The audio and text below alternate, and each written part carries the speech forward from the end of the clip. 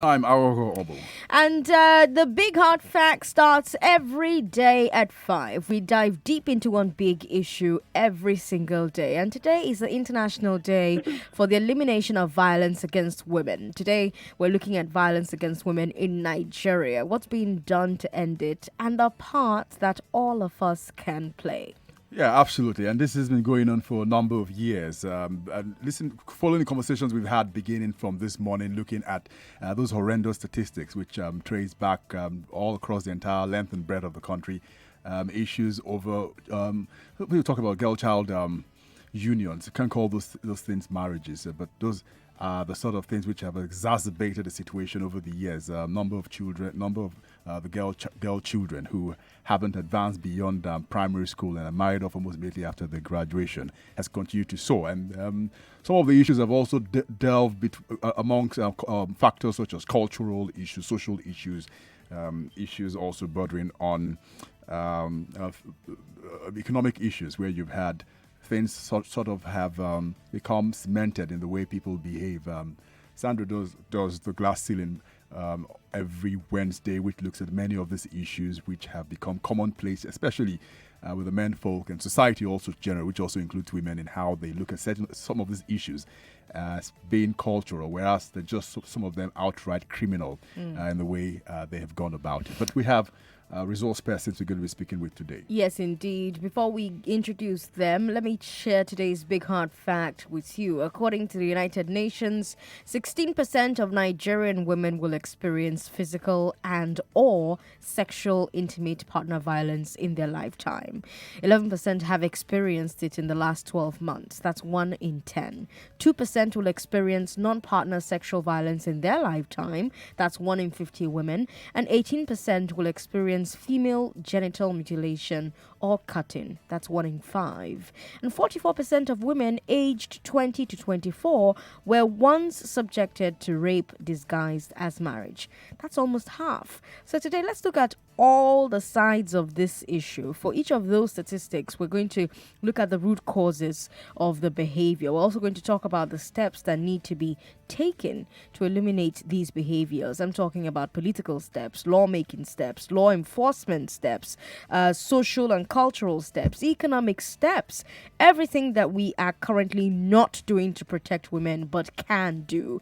Don't forget that you are our most important guest, because that's where you come in. Today, we're not going to ask you the simple questions. I know that if we ask you, what do you think about violence against women? You'll say, oh, I think it's very bad. I know if we ask you, what should be done about violence against women? You'll say, oh, government should take action. And I agree. But see, the problem is, you can gather any group of 100 Nigerians and ask them those questions, and they'll tell you that violence against women is bad. But probably 20 of them are beating their wives or their sisters, or are involved in some form of violence. So here's what we're going to ask you, and we want you to look around you. The men around you who beat their wives, why do they do it? What's their mindset? What are the beliefs and belief systems that make them think it's okay to beat their wives? Who are the authority figures in their lives that support that belief? Who are the authority figures that, if they speak out, will be able to influence them to stop? And why do they not fear the police and the law? There are laws against most forms of violence against women, but women are still victimized. That means that predators are not afraid of the law. Can you tell us why?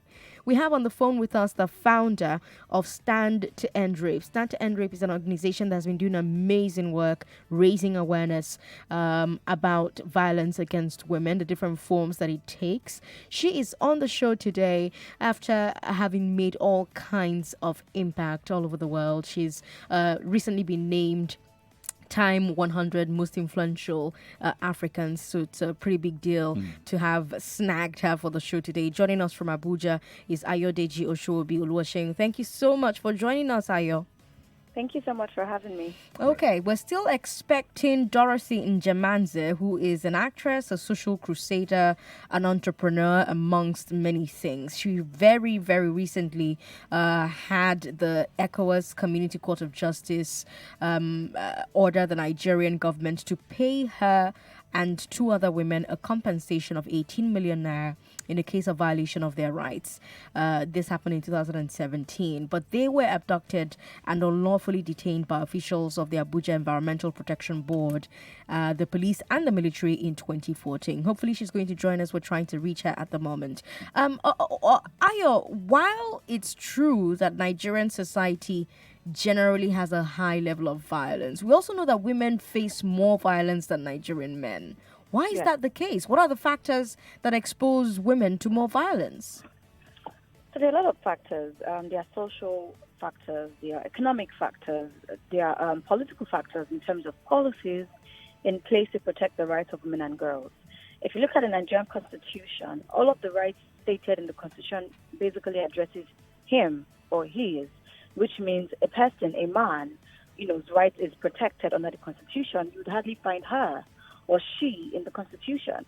And, and that's the basis for our own human rights. And when you go into the cultural aspects, the very root of women's existence has to be laced with a lot of violence against their bodies, their rights, from early child marriage to genital mutilation, to sexual violence, to sexual harassment, to rape. It's to sexual harassment. In the workplace, in schools, in the marketplace, it's a very big issue across board. And the reason women face this more is because we lack the social network that protects the rights of women and girls. Patriarchy, basically is the bedrock for all of this violence, because society believes that a man has more power and is more regarded than a woman should be. And so women are sort of relegated to very low standards and to the very back end within so many sectors. You'd rather see a boy getting educated in the north than a girl child being sent to school, because the belief is a girl child will always end up in the kitchen or end up domesticated. So from a very young age, women or children or girls are not being valued. Their rights are not being valued. And so that's how it transcends into even when they become grown adults, in marriages, in relationships. There's just this power imbalance between men and women, and that's because socioeconomic factors and political factors contribute to it. And interestingly, so many factors. If I could just occur to me also to Deji that you even have environmental factors in the mix, which is also huge. If you think about what's going on in the northeastern part of the country with issues of climate change and people having to flee where they usually would work, that environmental factor leading displacement of the women, most especially, who've been affected, together with their children as they search for safety and how to survive. But the idea of this entire thing is to raise the awareness for the next 16 days, begin with this one, and the last one will be, I think, Sandra, the International Human Rights Day, right, on the 20th of December. Mm-hmm. So tell us, in terms of awareness, what you expect from all the parties. There's several actors which we're going to be highlighting during the course of the conversation. But if you're going to prioritize in terms of awareness, we've got 16 days to really work and make an impact. What sort of awareness do you expect, and what sort of actors should we be targeting? We should probably start from last year's 16 days of activism, because we did it last year. What impact did that have? Right. So let's build up from that. Yeah, I was going to say that, it's great to commemorate this, very important because it's a landmark. But importantly is what happens after the 16 days. During the 16 days, we call for domestication of so many international treaties and conventions. We call for adoption of local laws in different states. All of that happens in the 16 days of activism. But the most important thing is, what are the next steps? What happens after? Like everyone, it's like a shift. People talk about sexual violence or violence against women and girls for 16 days. On the 17th day, they move on to football. They move on to, other issues. It's not to say people shouldn't have social life or enjoy things, but we need to keep such issues on the front burner. We can't be a yearly 16 days of activism commemorating a group of people or country. For me, the most important awareness is how are men holding each other accountable. That's the most important thing for me. If you go on Twitter today to say, oh, I stand against rape, I stand against sexual violence, that's amazing. But tell me how you are teaching your brother or your son or boys in your church or mosques about the rights of women and girls and positive masculinity. What are you doing? I'm not about the, let's stand up for the rights of women. I love it. Thank you for the solidarity. But can we move on from just the charade and the social media glamour and whatever it is and actually take practical steps? How many people in a year since 2018 have actually gone to their church to talk to boys about sexual violence? How many have gone to any school? How many of them have even spoken to their colleagues? How many have facilitated training in their workplace to say, listen, this is what is permissible in our organization. We do not touch women this way. These remarks that we think are normal are unacceptable. How many of us do these things? So that's what I'm looking forward to this year. Not the usual, orange the wood, wear orange t-shirts, face cap, whatever it is. So thank you guys for standing with us again. But importantly is what concrete action, what practical things are you doing? What practical things? I mean, if you work for a senator who is redundant in the House of Assembly, how many bills have you pushed to him in terms of women and girls issues? Have you spoken to him about the Gender and Equal Opportunities Bill, the Sexual Harassment Bill? Did you talk to him about it? So it's not enough, to be honest, to create awareness on social media, go on TV, go on radio. It's what practical steps individually. So you are using your radio platform, for example, to create awareness. For someone who works in a bank, you guys have so much money. Do you fund genuine organizations doing this work, who are providing support, who are creating awareness, who are doing programming, policy advocacy? Do you fund them? Are you using your platform for change? That's what I'm looking forward to this year. Okay, so let's step back a bit. Let's talk about intimate partner violence. Why is it so high? I mean, isn't it alarming that women are more in danger from the people who claim to love them the most? Because violence is seen as a way of chastising and also a way of correcting with love, quote and unquote. Intimate partner violence happens a lot, and sometimes people relegate it just within the marriage setting, so husband and wife. But it actually transcends, the marital status of husband and wife. Even within partners, people don't see, violence between boyfriend and girlfriend as anything bad. A boy hits his girlfriend. Oh, I'm just correcting her. She was wrong.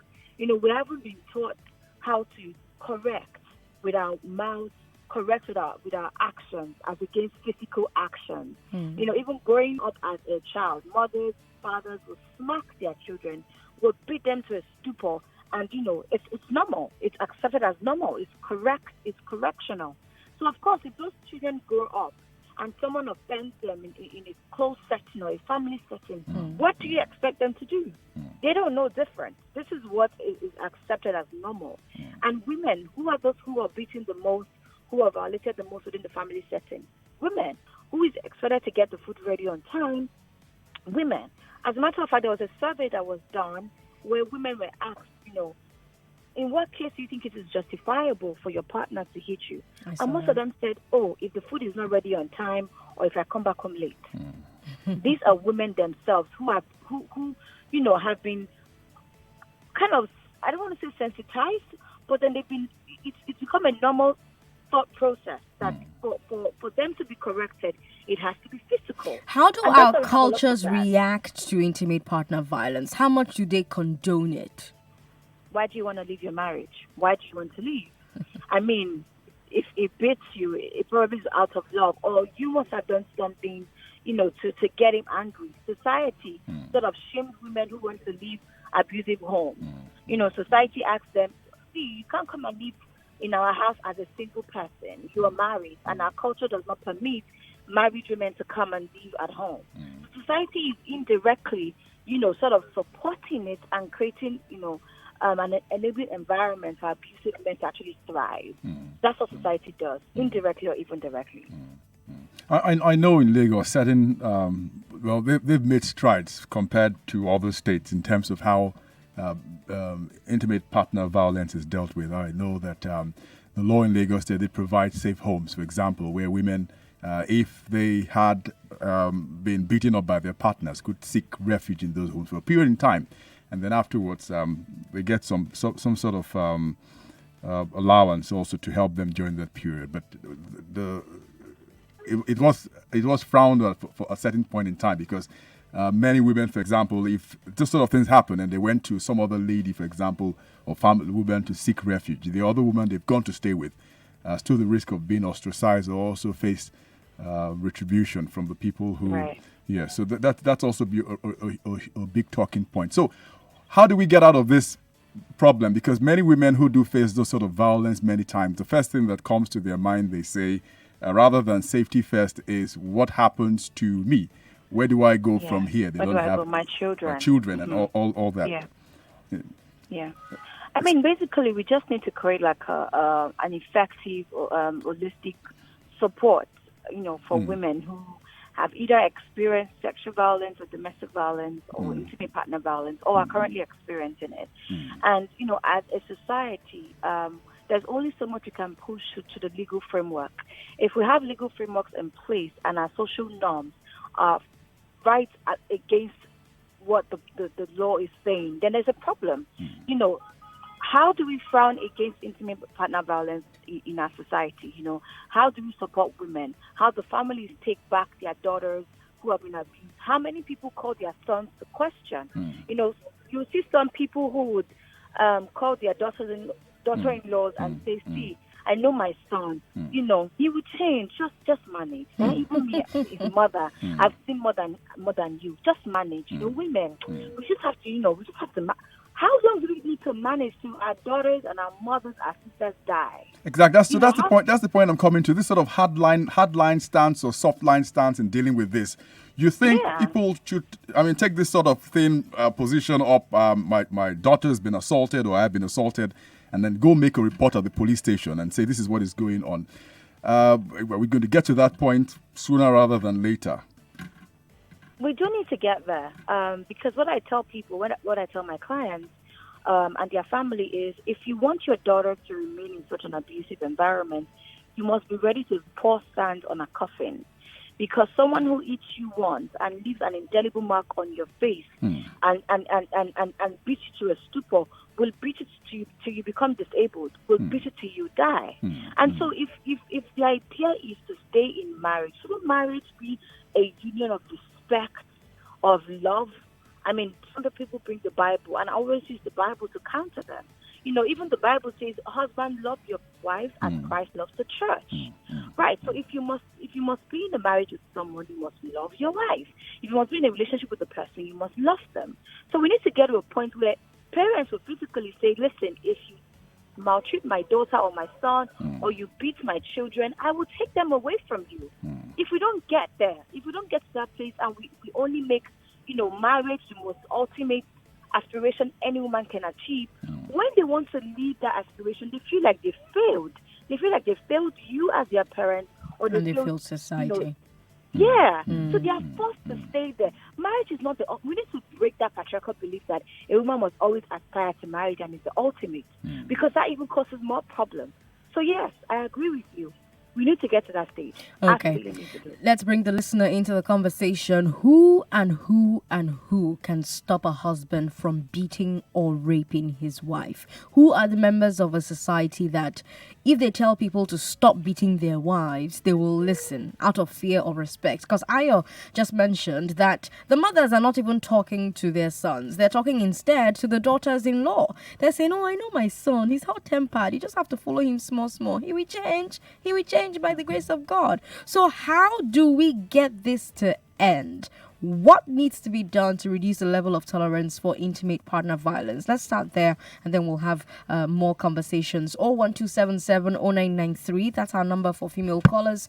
01277 You can also call us on 01277 1993 2993 3993. 01277 1993 2993 3993. Who can stop a husband from beating or raping his wife? Who are the members of a society that, if they tell people to stop beating their wives, they will listen out of fear or out of respect?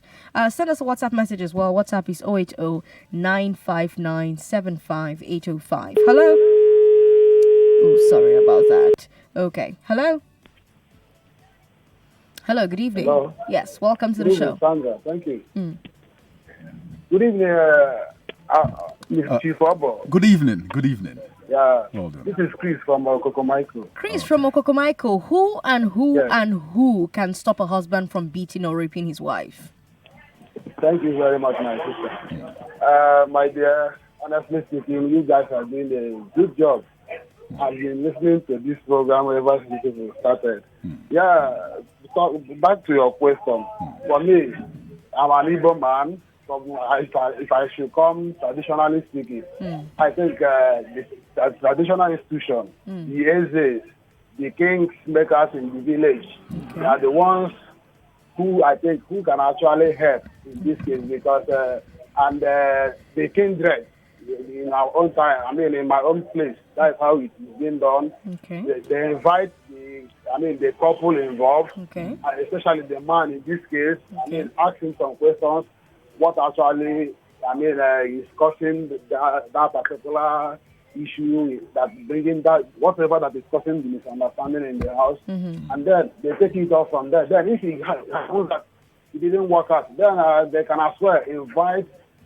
Both in-laws will come together and talk. In-laws of the wife and of that of the man. Then they will have a sit-down talk together, and then to bring about a final solution about however it will be to settle it.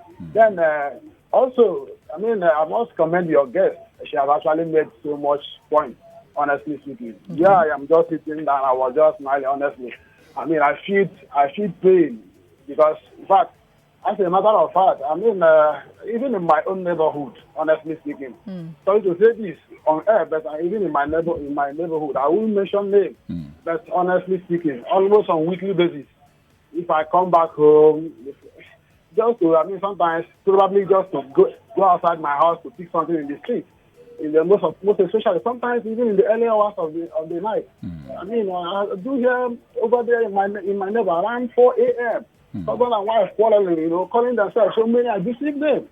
Honestly speaking, my dear, violence against women, if we begin to talk about it today, we'll continue and talk on and on. Can I ask you something, Chris? When you hear that a husband and wife are fighting, what do you do? Do you do anything to stop it?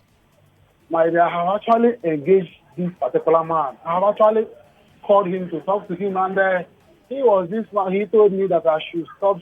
Advising him that he is the man of the house, that he has every right to decide how to run his home. I shouldn't be telling him not to stop beating the wife. And in fact, the last time they had issue, the quarrel was just about. The wife was actually complaining about they wanted to pay the child's school fees. The child was sent home, I think, for a lesson fee. And he was. Who said no? The man is working. Honestly speaking, he is working. The person he said transporter. He is working, and he turned it to the wife. He started calling me that he has brought him all the way from Kogi State to Lagos. Man, she's man.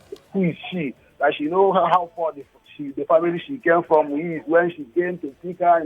So many things I can't even say all those things here, my dear. Honestly, I feel pain, and I have actually approached the wife, and the wife is just telling me, if not for the one child they had, that if she would have should left. break up now, what will people say? And I told her, my dear, why not take this up? Because for me, I'm from Enugu State. If he happens to be in my place, I will just invite her, direct her to Wako, one of the agents that handle such cases. And for Lagos, I don't even know the people who I can actually. Chris, thanks for sharing your story with us. We appreciate that very honest conversation we had with Chris. Oluwaseun, what do you think our listener can do? What role can our listener play in changing his or her culture's attitude towards intimate partner violence? Because look at Chris, for instance. He tries to talk to this neighbor of his, and that neighbor says, how dare you try to teach me how to run my home? I'm the head of the house. Right.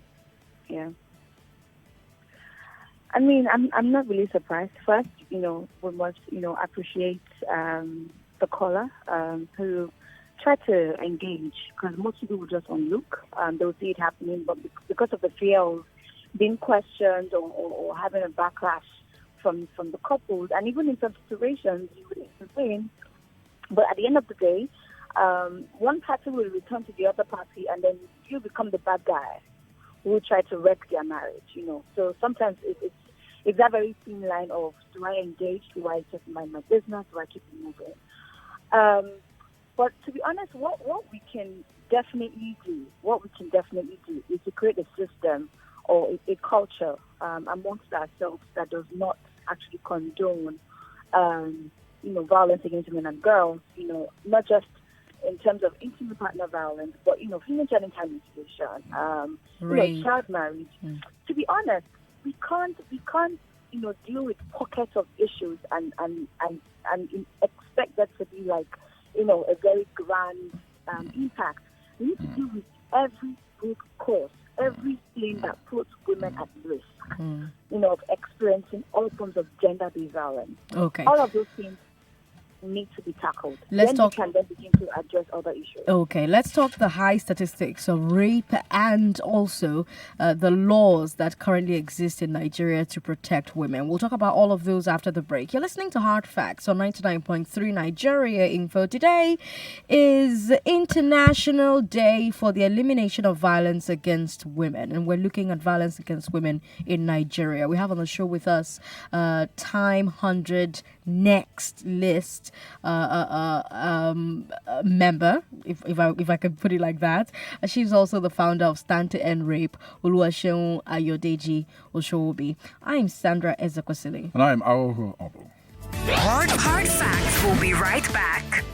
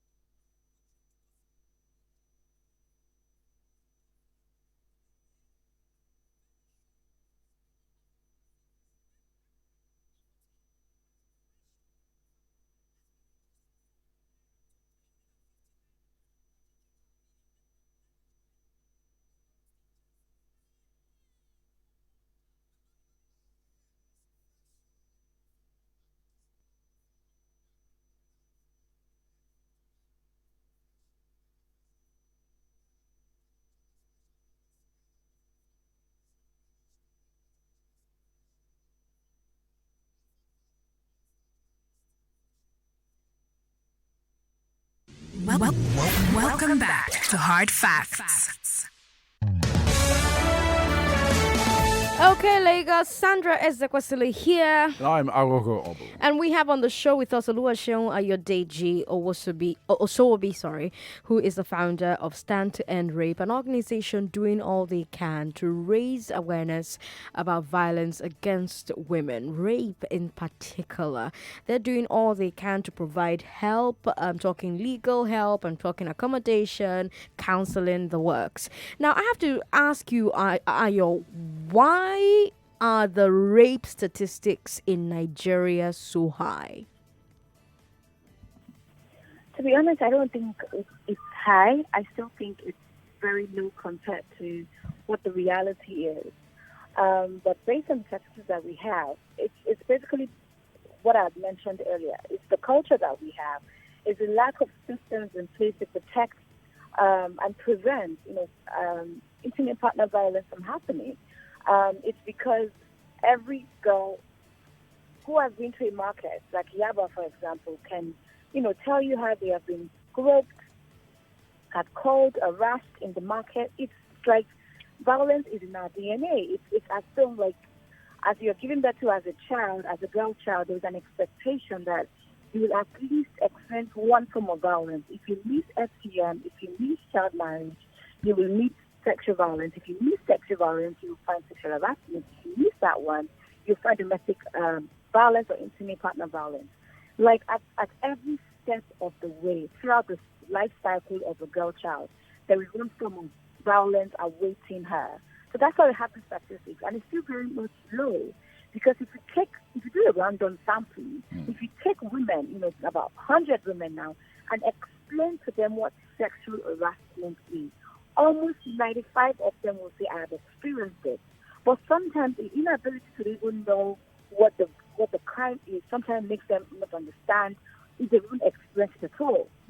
Like when I started writing about rape, a lot of people who had experienced rape did not even know that it was rape. They didn't know what to term it. They didn't know what to call it. They thought it was rape and bed, where they are with their partner and they're saying no and, sort of dragging them and tearing off their clothes. They don't categorize that as rape, but it really is rape because you did not give your consent. At no point did she say yes.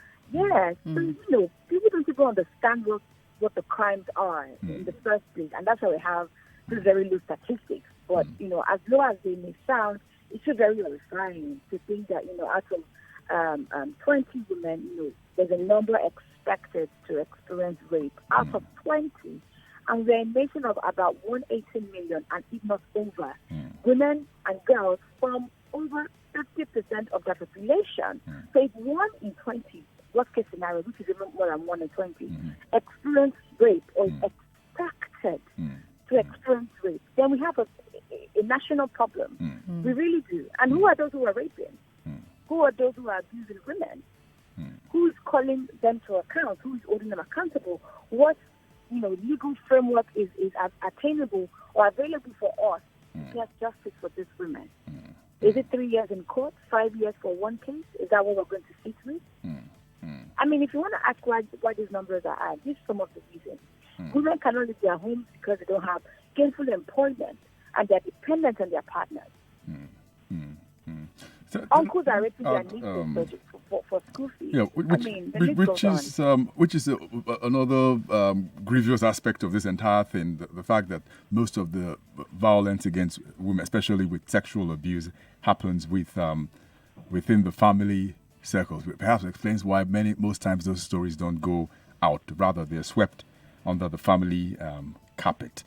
Let me read something to you from WhatsApp. It's Raphael Adegoke who says, he thinks the cause of violence and abuse in marriage is not about culture. It's as a result of couples who see the red flags during the dating and courtship and ignore them. They know the man they're about to marry is the violent type, but they turn a blind eye because they are deep in love with him, not knowing it will haunt them during marriage. He once slapped her or shoved her during their dating or courtship, but she ignored it and hoped that he will change someday. That's disaster, if you ask me. You think it's such a simplistic understanding with people like Raphael Adegoke? A number of people also think along these lines many times. Is it simplistic in this way to understand how sexual violence happens during relationships? I mean, it's sexual violence, intimate partner violence, all of that is just abuse of power within any sector. And, yes, you do see the signs, but like I said earlier, yes, they will see the signs, but because society tells them to aspire to this thing, marriage as the ultimate. You feel like you can manage. It doesn't matter if you have NBA, if you're the president of whatever country it is, so far as you are not meeting that target of marriage, the ultimate reason for existence, then you haven't really achieved much. So again, it is down to the culture. It is about the culture. Yeah, people would see the sign, but they would ignore it because, hey, listen, I have to be married. I have to be known as Mrs. Something. Some restaurants do not even let you in if you're not married. Some jobs will ask you, are you married? Yes. Are you going to have children soon? Yes. Okay, we can't give you a job. Even when you're trying to rent, some landlords will ask you if you're married. So, of course, how do they see the sign and we expect them to acknowledge it? Of course, they will try to ignore it just to stay within those abusive homes. But how about the law, Ayo? What does the law say about intimate partner violence? What legal protections do women have? To be honest, the law is ridiculous. If you look at the penal code, criminal code, it sort of says, you can beat your wife so long as it's to correct her and not to cause damage. Well, that's just for the northern states. Yeah, well, the penal code is applicable where? The criminal code is applicable where? The VAT Act, which is the recent law, actually creates for a better framework. However, it's not yet adopted in other states, so it's not applicable in certain states. So it's what is applicable right now that we can actually make reference to. Yeah. And beyond that, are there other laws on ground that criminalize certain acts of violence against women? Yeah, so for example, the Lagos state government has the domestic violence law that criminalizes domestic violence, for anyone, whether male or female. But then again, like I mentioned in the first part of our conversation, we always talk about intimate partner violence in the setting of marriage. How about young people who are dating, who are unmarried, who are partners, who are experiencing this form of violation? What law is in place to protect them if the VAT Act has not been adopted? So there's a number of people who will not benefit from that law. It's only for a specific number of people. So to be honest, it's not really holistic. It doesn't really make a difference for everyone. So you can't conclusively rather say that because we haven't tested the law oftentimes, we can't come to a definite position saying does the law protect women in the way you expect it. Is that what you're saying, are you? Sorry, say that again? Yeah, so I'm saying that because we haven't exactly tested the law when it comes to sexual violence against women or violence against women in whatever form it happens, because of a number of factors, we can't conclusively say that the law isn't effective in protecting women in the country. If you have a law that is to protect the rights of women and girls, and it's not been adopted in the places where it matters, it's as good as ineffective. I can conclusively say that. Because the essence of laws is to ensure that when these issues do occur or arise, we have something in place to seek redress. But if we have this policy that is not been adopted, then it's as good as having nothing. So I don't believe in, we have laws, but it's not. Well, why would dream and imagine a world where, be the eternal optimist and think that things can eventually work the way they are? But there are people like a number of the callers who have said that they think, for example, cultural organizations have a huge role to play and can remedy the situation. Maybe not eliminate it, but maybe reduce the numbers. Religious institutions. What sort of conversations? Let's pigeonhole with religious organizations now, whether it's the church, mosque, or the traditional worship institutions. What sort of conversations do you expect to hear that you're not hearing in the mosque or church or in the shrines, for example? When the issue of rape happens, right, most people would use the word, leave it to God. But then when the pastors or the imams or the traditionalists will go to their altars or whatever, nobody is speaking from a place of authority to say, listen, I mean, let me not say nobody has scratched that. A few people actually have been very, influential in using their platform to speak. But how many pastors will speak on the altar and say, oh, we do not support violence against women and girls, use the Bible to explain the union of marriage, speaking out against it openly, when even some of them are abusers themselves. And that would be powerful if they did that, because and also it's important to do that from a place of not blaming the victims for their rape. So, for instance, Can came out with a statement the other day asking mothers to tell their daughters to dress properly. Imagine that message had been framed differently. Do you think, Oluwaseun, that we're ever going to get to a point where we do not frame messages about rape from the perspective that blames the victim, the survivor, in any way? Do you think we're going to get to that point, Ayo? I actually believe we will. And I want to speak specifically about 6 to 7 or 8 years ago. It was even difficult for people to come forward to say, I have been sexually violated. It was so difficult. It was like a taboo. Yeah. But now we're having more people come forward, barring every standard or cultural beliefs. They are actually speaking up and owning their spaces. So we've moved. There's a shift. The next shift is to ensure that our framing, our messages actually support survivors and not actually question them or make them feel like their stories are invalid. So yes, we'll definitely get there. And that's why we have so many CSOs, individuals, across Nigeria who are, constantly pushing this message, engaging stakeholders, engaging gatekeepers, helping them understand the messaging better, to speak better and use their platform for the correct messaging. All right, we're going to take phone calls now. Numbers 012770993, 012771993, 012772993, and then 012773993. The number on WhatsApp, it's a WhatsApp number, again is, only Sandra knows this number very quickly, 0809. Where are you? Quickly, come out. 0809 597-5805. Again, 0809 597-5805. That's the number only on WhatsApp. But Sandra, before we go, something very quick, just to borrow from Sandra's program, The Glass Ceiling. Something has crept to me here, but this guy's kept sending these messages, and I think it's not just not to promote whatever he's saying, but the mindset. He sent messages saying that we're Africans. It is not wrong to beat your wife. We treat our wives as our responsibility, just like our children. We should stop copying from the Western world. There's nothing like equal rights with the man. Help me understand this here. I'm not justifying any of the things he said here, because absolutely we've moved away from that. But a lot of people still stuck in the ages where they think this is possible. How much is the Nigerian woman controlling the narrative? Because even the Western world suddenly is saying that women now, for example, won't tell their own stories through the movies in roles, for example, and how they perceive.